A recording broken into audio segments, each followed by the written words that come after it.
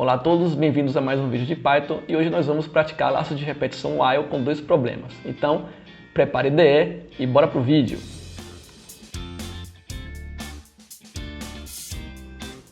Então pessoal, dando continuidade ao último vídeo sobre laços de repetição com while, hoje eu trouxe dois problemas para praticarmos e entendermos melhor o funcionamento da instrução while. Como sempre, vou deixar um link para o material na descrição do vídeo. Problema número 1. Então, um aquecimento primeiro, né? Vamos reescrever o programa de listagem de número de forma que o usuário escolha os números inicial e final. Então aqui é o mesmo código do vídeo anterior, em que apresentamos os números de 1 até 100, porém o objetivo é você alterar esse programa para que o usuário escolha qual o primeiro número e qual o último número. Em vez de ficar sempre de 1 até 100, o usuário vai dizer onde começa e onde termina. Então está aqui o código do vídeo anterior e vamos ter que alterar ele. Então primeiro, vamos relembrar alguns detalhes aqui. Ele vai de 1 até 100, certo? Por que ele vai de 1 até 100? Porque nossa variável contadora i é inicializada em 1, é o primeiro número.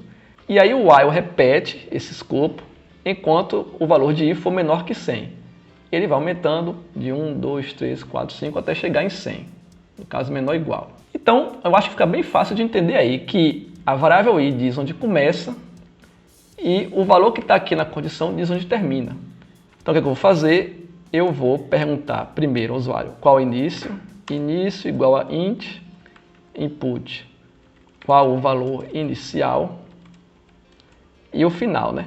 Fim igual a int, input, qual o valor final. Beleza.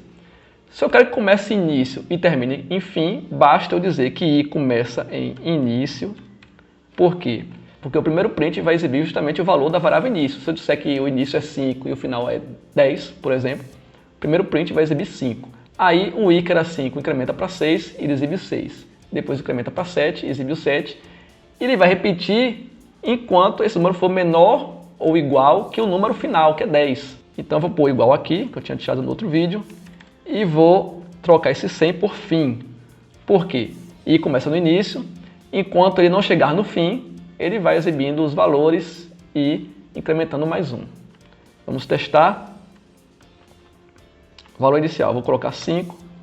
Valor final, vou colocar 12. Então, foi de 5 até a 12. Então, essa alteração foi bem fácil, bem tranquila, né? Recapitulando, eu mudei o início do contador, que vai ser de acordo com a entrada do usuário, e ele vai repetir enquanto for menor ou igual ao número final que o usuário indicou. Beleza? Mas, vamos fazer um segundo teste aqui. Ó. Suponha que eu digite 12 para inicial e 5 para final. Ele não exibiu nada. Por que será? Repare só. Esse código está feito de uma forma que ele só funciona incrementando. Ele tem que começar no número abaixo e aumentando até chegar no número final. Se eu colocar ao contrário, eu coloco 12 como início e 5 como fim, o que vai acontecer? I vai ser igual a 12, né, que é o número que eu botei como início. Ele vai testar 12, que é o valor de i, é menor ou igual a 5, que é o valor de fim, vai dar falso. E como deu falso, o escopo do while nem executa, como a gente viu no vídeo anterior, e ele vai logo para o fim da lista. Então eu tenho que fazer um while caso seja incremento e outro while caso seja decremento, caso seja reduzindo. Então, como é que eu vou fazer para resolver essa situação? Eu vou fazer um if. Eu vou testar se o número início é menor que o fim. Se for menor que o fim, eu executo normalmente.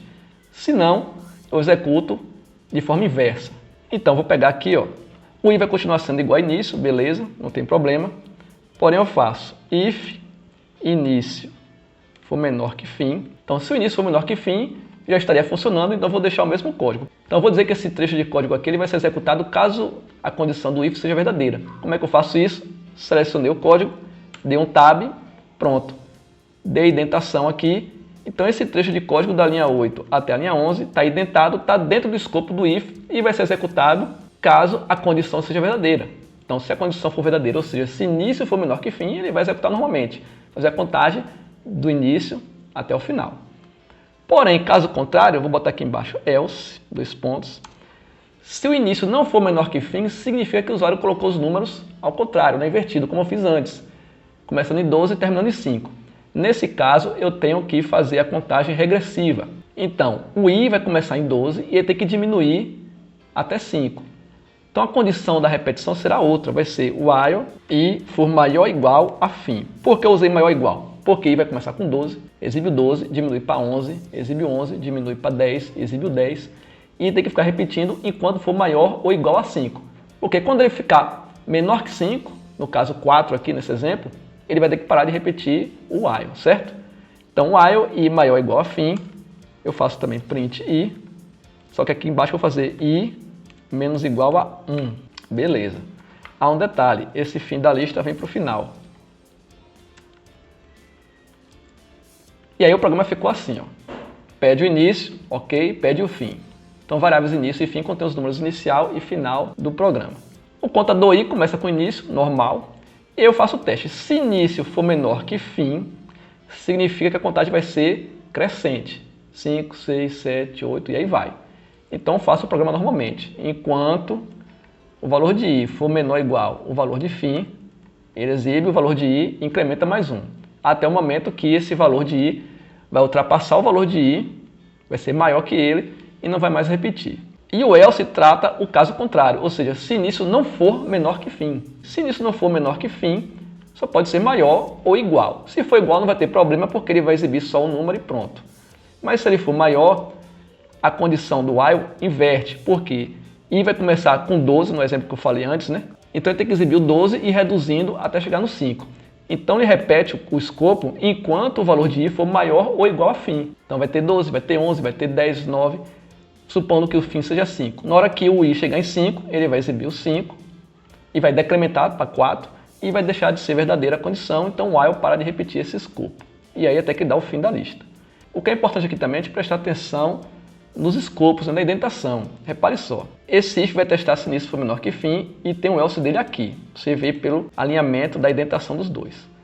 Esse while está dentro do if, caso dê verdadeiro, e esse outro while está dentro do else, caso essa condição do if dê false, certo?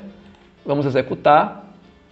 Se eu colocar 5 e 12 normalmente, vai funcionar, como já tinha funcionado antes. Se eu colocar o contrário, 12 e 5, ele funcionou só que de forma regressiva, como a gente fez ali, né? Ele caiu no else do if, no caso. E fez o while com a condição invertida, em vez de incrementar, decrementando. Beleza? Então, problema 1 resolvido. Vamos agora ao problema 2. Adivinhe um número. Escreva um programa em Python que sorteie um número de 1 até 10 e dê 3 chances para o usuário tentar adivinhar. Então, nesse problema, o programa vai ter que sortear um número entre 1 até 10, porém ele não vai dizer o número para a gente. Nós vamos ter que adivinhar o número que o programa sorteou. Tá, mas como é que o programa vai sortear um número? Então, como diz aqui, você vai precisar de um módulo para gerar números aleatórios. Então, tem esse código aqui, ó, import random, que é uma instrução para importar o módulo random. O módulo random é um módulo que gera números aleatórios no Python. Eu tenho a instrução random.seed, que vai alimentar o gerador de números. E aqui eu posso pegar um número aleatório entre 1 e 10 no caso, né? Então, esse random, como disse, é um módulo que gera números aleatórios. Um módulo é um conjunto de instruções em Python que você pode trazer para o seu programa para utilizar. Você pode importar, como tem aqui o comando import. Então, ou seja, eu estou importando, eu estou trazendo para mim um módulo que gera números aleatórios. Então, quando eu uso import random, eu posso, a partir daquele momento, usar as instruções do módulo random. O comando random.seed é justamente você alimentar esse módulo para inicializar o gerador de números aleatórios. E o random.range é uma instrução que recebe 2 números e vai gerar um número aleatório entre aqueles dois, incluindo, no caso, 1 e o 10 aí, né? E eu estou guardando esses na variável x. Nós vamos entender melhor o conceito de módulos lá na frente quando nós começarmos a criar nossos próprios módulos. Por enquanto, nós vamos usar esse módulo que já vem pronto no Python. Então, vemos aqui para a IDE, para o Gini, e eu tenho aqui o código que vai gerar números aleatórios. Eu só vou mudar essa variável de x para número certo. Então, importei o módulo random, alimentei o gerador e gerei o número aleatório entre 1 e 10. Então, a partir da linha 4, na variável número certo, vai ter um valor entre 1 e 10 que eu não sei qual é. O Python vai gerar um número pseudo-aleatório toda vez que for executado o programa. Outra coisa que o problema fala é que o usuário tem 3 chances. Então, eu vou criar uma variável chamada chances e inicializar com 3. Tá, beleza. Como é que eu resolvo o problema agora? Então, repare só. O problema diz que o usuário tem 3 chances para tentar adivinhar o número que o Python sorteou. Como é que eu poderia fazer isso? Primeiro, vamos pensar o seguinte. Vamos pedir ao usuário para tentar adivinhar o número, uma vez só. Então, eu teria aqui número usuário é igual a int input, tente adivinhar o número entre 1 e 10. Então, beleza, o usuário vai digitar o número, vai para a variável número usuário, e eu testo se número usuário for igual a número certo, print, você acertou. Else, print, você errou. Então tá, esse código aqui, o usuário vai digitar um número, se for igual ao número certo, ele diz que você acertou. Se não, diz que você errou. Tá, só que do jeito que ele está feito, eu só tenho uma tentativa. Você errou. Tá, acabou o programa. Eu quero que ele tenha 3 tentativas. Então, eu vou fazer aqui, ó, um laço de repetição. Eu vou fazer enquanto, while, né? Chances for maior que 0. Vou botar esse trecho todo dentro do escopo do while. Então, beleza. Enquanto as chances for maior que 0, ele vai repetir. Porém, eu tenho que lembrar o quê? Caso ele erre, chances menor ou igual a 1. Então, vai diminuir uma chance. Então, se eu executar o programa agora, tente adivinhar um número entre 1 e 10. 5, você errou. 3, você errou. 8, você errou de novo. 3 chances e o usuário perdeu. Eu posso até melhorar o código fazendo o seguinte. Vou botar aqui, ó, print, formatado. Você tem chances. Tentativas. Eu quero que o programa informe quantas tentativas o usuário tem. Se eu rodar, ó, você tem 3 tentativas. Eu vou fazer as 3 tentativas. Então aqui na verdade foi só para poder imprimir esse texto. Você tem 3 tentativas, você tem 2 tentativas, você tem 1 tentativa. Ok. Então aqui esse código atende o que o problema pediu, porém está meio complicado ganhar, né? Porque eu testo aqui os números, não faço a mínima ideia do número que o Python escolheu, e eu só tenho 3 tentativas entre 10 números. A gente pode facilitar um pouco para o usuário, né? O que eu estava pensando em fazer aqui? Dar uma dica. Como seria essa dica? O usuário diz o número, e aí caso ele tenha errado, o programa vai dizer se o número é maior ou menor que aquele que ele chutou. Como é que eu faria isso? Caso do erro, ou seja, eu venho aqui para o escopo do else, se o número certo for menor que o número usuário, eu vou informar o usuário que o número certo é menor. Caso contrário, eu informo que o número certo é maior. Então, ou seja, vou chutar o número. Se o número certo for menor que o que eu chutei, ele vai dizer, ó, o número, você errou, mas o número é menor. Se o número for maior, ele vai dizer também, ó, você errou, mas o número é maior. Já ajuda um pouco, né? Vamos testar aqui. Vou botar 5. Você acertar, acertei de cara, pelo amor de Deus. Então vamos testar aqui, ó. Vou colocar 5. Você errou, o número certo é maior. Ah, então se é maior, eu vou chutar 7 agora. Você errou, o número certo é maior, eu vou chutar 9. Você acertou, ó, consegui. Ficou mais fácil, porque agora eu sei para que lado eu vou na hora do meu chute. Porém, surgiu um outro problema.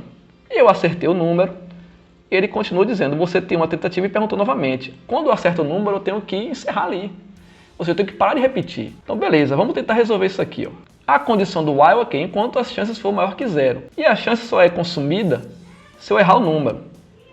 Eu poderia botar aqui o seguinte, eu poderia botar para ele consumir a chance, independente se o usuário ter acertado ou não. Ou seja, assim que ele dá uma tentativa, eu boto chances menor ou igual a 1. Porém, vai ter um outro problema aqui nesse código. Se o usuário acertar de primeira, ele consumiu uma chance, eu tenho 2 chances ainda, ele vai dizer que eu acertei, porém, como chances ainda é maior que 0, ele vai repetir de novo. Eu tenho que fazer o seguinte, se o usuário acertou, eu tenho que encerrar minha repetição. Tá, mas como é que eu encerro a repetição se a condição ainda é verdadeira? Eu tenho uma outra instrução, que é a instrução break.